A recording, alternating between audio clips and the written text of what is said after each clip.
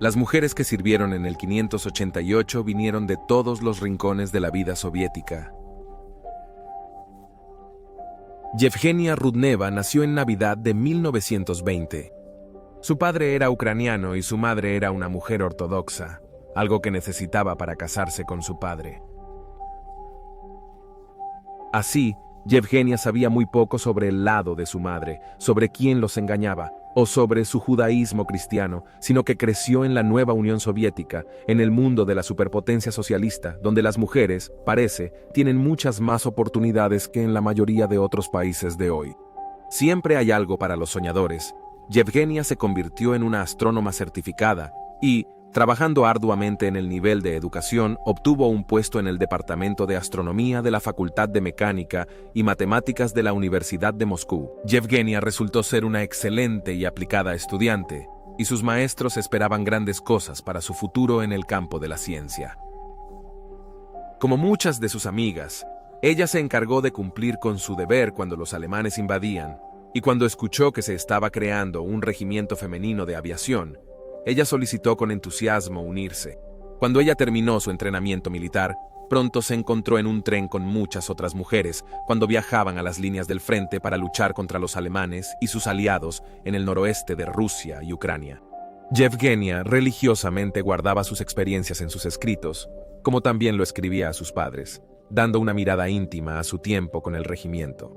En el tren ella describió cómo tenían un médico y cómo los hacía sentir como niños cuando les decía constantemente qué hacer y qué no hacer para mantenerse saludables. Al hablar de su tiempo en el ejército hasta ahora y de sus esperanzas para el futuro, ella escribió: una idea tonta, un paradójico total entró en mi cabeza. Tiempo de guerra. Hay demasiado miedo y sangre, pero estoy viviendo los días más felices de mi vida. Al menos mi vida en el regimiento será mi recuerdo más brillante. Creo que así es. Sus palabras suenan bastante ingenuas, pero al mismo tiempo hablan de la amistad compartida por muchos soldados, mientras compartían sus pruebas temporales. Sobre la destrucción de sus estudios, ella explicó más tarde: realmente odio la astronomía, pero no me quejo de haber entrado al ejército. Vamos a lidiar con los invasores, entonces haremos para restaurar la astronomía. No hay libertad de pensamiento sin libertad de prensa. María Zmínova fue quien respondió al llamado de su país natal. En 1920 nació en una familia de campesinos. A los 13 años, su familia se mudó a Tver, en el río Volga, donde más tarde aprendió a ser maestra. En la segunda mitad de la década de 1930, ella estudiaba en una escuela cerca del aeropuerto, donde la vista y el sonido de los despegues y aterrizajes enfocaron su imaginación. En 1937, ella participó en el programa de vuelo. En aquel entonces, ella era la única mujer, y poco después de terminar sus entrenamientos, su experiencia como maestra la llevó a convertirse en una maestra. Al salir de la guerra, esperaba poder aportar sus habilidades voladoras para un buen uso en la destrucción de los invasores nazis. Pero como muchos, al principio estaba decepcionada de que las Fuerzas Armadas no aceptaran ofertas de mujeres para luchar. Todo cambió cuando el mariscal Stalin accedió a los deseos de María Raskova, y dada su experiencia como piloto, María fue llamada antes como comandante de regimiento. Cuando hablaba sobre el papel de las mujeres en la batalla, María Zmínova explicó que todos pensábamos entonces que las niñas de los regimientos voladores ¿era actividad de mujeres las Fuerzas Armadas? Claro que no, pero entonces no lo pensamos. Defendimos nuestra patria, nuestros pueblos, que los fascistas destruyeron.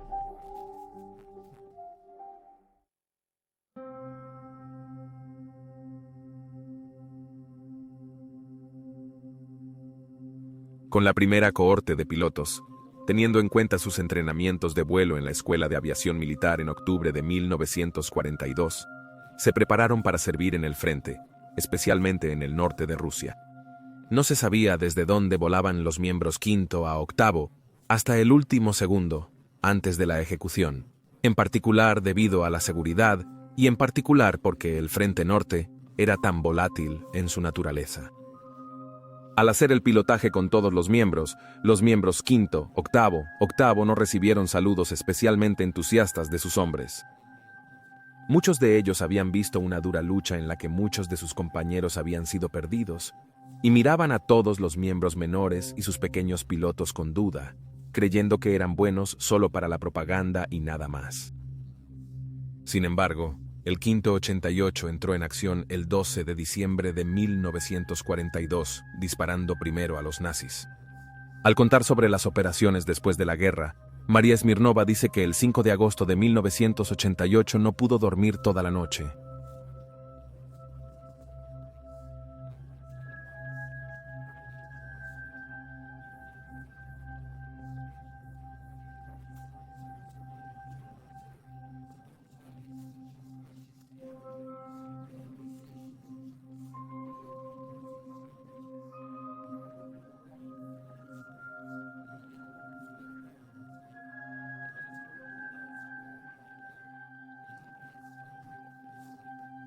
Sin embargo, la secuencia inesperada para 5 de agosto de 1988 fue que también trataban de dormir durante el día, cuando las operaciones se detuvieron, escapando toda la noche, volando misión tras misión con fuego de avión contrario y viendo cómo sus compañeros eran disparados.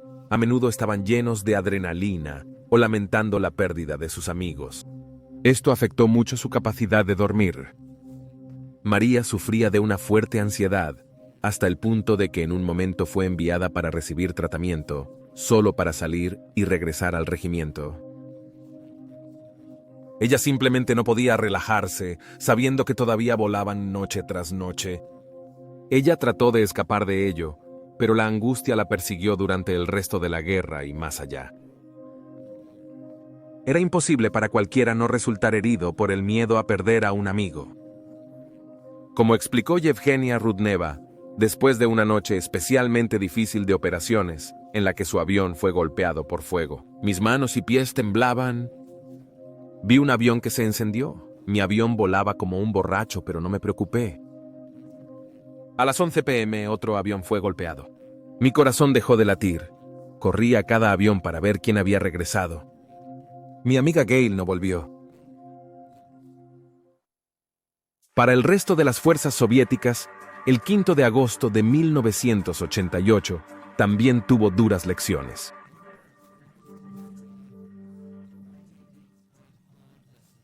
Sin embargo, demostraron rápidamente su poder, creando tácticas para evitar los bombardeos alemanes y acercarse al enemigo para colocar bombas en sus objetivos. Una táctica conocida por el regimiento era reducir los motores y volar eficientemente hacia sus objetivos, reduciendo su ruido a casi nada mientras estaban directamente sobre las posiciones alemanas, donde lanzaron bombas antes de desaparecer en la oscuridad de la noche. Los soldados alemanes, que se dieron cuenta de que las mujeres piloto los atacaban constantemente por la noche, se jactaron del sonido de los aviones pesados como el de un cuervo. Por eso los llamaron cuervos de la noche. El término fue diseñado como derogatorio, pero cuando el Quinto 88 se enteró de esto, lo tomaron completamente y desde entonces se hicieron conocidas. Las mujeres piloto resultaron ser experimentadas y valientes al defender la tierra natal. De esta manera comenzaron a ganar el respeto de sus adversarios masculinos, que al principio las subestimaron.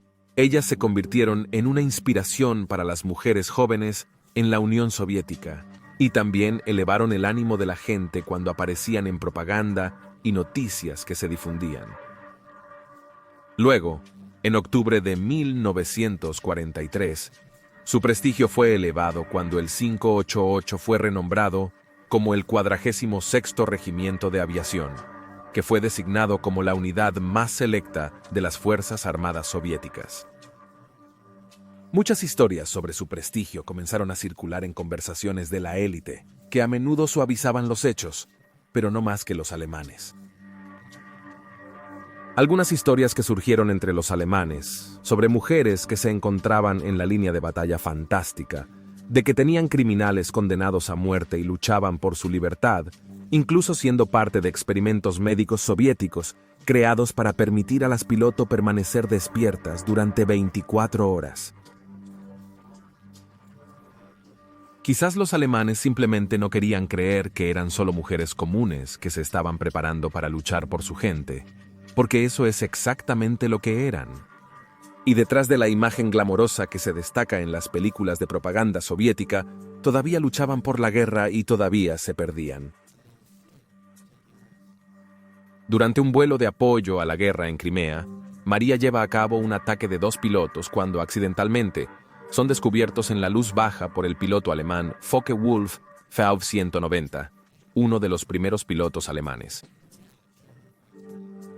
El piloto realizó un ataque de alta velocidad, pero usando su baja agilidad de PO2, logró evitar las ametralladoras alemanas, aunque, desafortunadamente, la piloto que la seguía no tuvo tanta suerte. Su avión, Duzia Nosol, fue destruido al instante y su cuerpo se rompió hacia adelante en los controladores, enviando al piloto a un agujero. Nosol, la navegadora de Irina Kashirina, luchó contra los controladores duplicados en su cabina, pero el cuerpo de Nosol seguía avanzando, así que ella salió y recogió a su piloto muerto por el timbre, sacándolo de la cabina. Con una mano en el controlador y la otra en el piloto muerto, Kashirina logró regresar al piloto a la base. La leyenda de su imposibilidad de luchar fue destruida casi por completo en la noche del 31 de julio de 1943. Una vez más, Smirnova lleva a cabo un ataque, esta vez contra los cadáveres alemanes, cerca de Timrak. Antes de atacar, Kashirina personalmente realizaba una inspección de la zona, señalando objetivos para las demás unidas, pero a medida que se acercaban a sus objetivos, Kashirina supo que algo no estaba bien. Como de costumbre, las luces de búsqueda miraban al cielo, pero en lugar del fuego habitual del enemigo, no había nada. Entonces Kashirina entendió lo que estaba sucediendo. Las pistolas no dispararon porque los alemanes controlaban el territorio usando pistolas para el fuego enemigo para que pudieran atacar. Como ella explicó después de la guerra, no habíamos sido atacadas de esta manera antes. No habíamos desarrollado tácticas en contra del enemigo. Tenía una gran experiencia en combate y la maniobra para acelerar los pistoleros necesitaba acelerar al soldado. Pero detrás de mí volaba una joven y segura piloto. 4 aviadores que me seguían fueron asesinados. Los pistoleros trazadores dispararon al fuego. Nuestros pilotos eran tan peligrosos que ardían como una hoja de papel. Trágicamente, una de las personas que murió esa noche fue Irina Kashirina.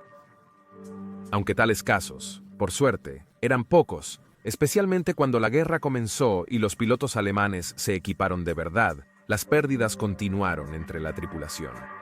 Se crearon nuevas tácticas, por ejemplo, los pilotos experimentados actuaron como señuelo, porque sabían cómo evitar las luces. Sin embargo, el peligro siempre estaba presente. El 9 de abril de 1944, el piloto Yevgeny Rudnev no pudo regresar de la misión de combate. El joven astrónomo tenía solo 23 años. Más tarde se descubrió que su cuerpo fue recuperado y enterrado como un simple soldado desconocido en misiones de combate. No fue hasta 1966, antes de que fuera formalmente descubierto. Una muerte que tuvo un gran impacto en la moral de la noche. Conmovió a alguien que ni siquiera estaba en su regimiento. El 4 de enero de 1943, la mayor Marina Raskova volaba en un bombardeo cuando fue asesinada cerca de Stalingrado. Su aeronave cayó en las orillas del río Volga. Se le otorgó el primer espacio estatal durante la guerra, y en unos meses, el barco que había llegado de los Estados Unidos recibió su nombre. En general, durante la noche, las preocupadas perdieron 32 de sus 261 miembros. Y aunque esta es una tragedia, debe ser justificada por la cantidad de naves en el regimiento que volaron contra los alemanes. La comandante de vuelo Irina Sobrova voló en el Stagger 18ª Misiones, y por eso fue llamada la héroe de la República Soviética, el más alto reconocimiento para el servicio al Estado. Ella fue una de las 23 mujeres en el regimiento, incluyendo a Smirnova, quien recibió el premio. Teniendo en cuenta esta gran cantidad de variedades, la pérdida entre ellas fue increíblemente baja. Incluso más, cuando se toma en cuenta el hecho de que algunos de estos 32 fallecidos fueron expuestos a la tuberculosis.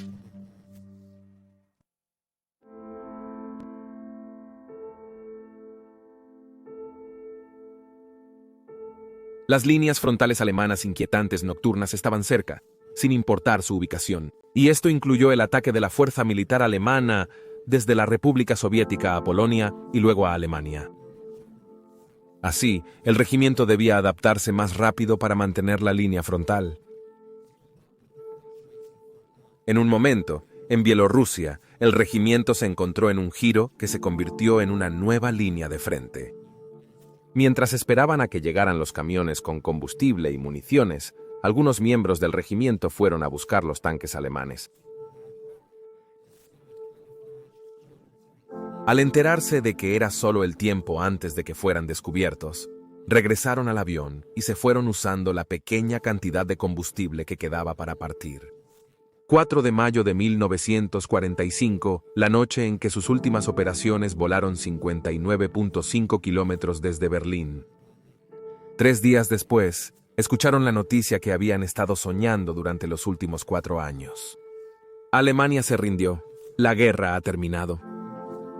Desde que necesitaron volar hasta que se convirtieron en el escuadrón más hermoso de la Armada Soviética, las brujas de la noche tallaron una leyenda para sí mismas en sus vidas.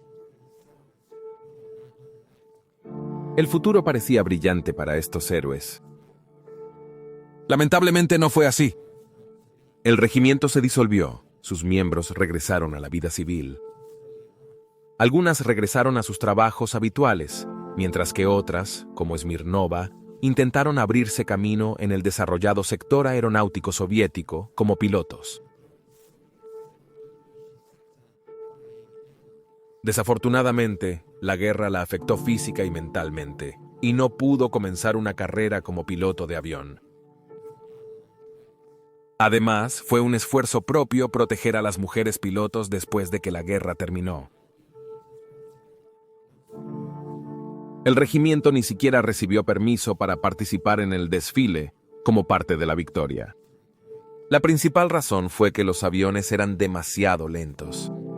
Sin embargo, aquellos que recordaban la leyenda de las brujas de la noche, su memoria se conservó en libros y más tarde en películas y programas de televisión. Cada año después de la guerra, el regimiento celebraba una reunión el 2 de mayo, donde recordaban a aquellas valientes mujeres que no pudieron regresar después de despegar en la noche. Para una de sus miembros, su nombre seguía volando a través del cielo del desierto negro, abierto a las estrellas.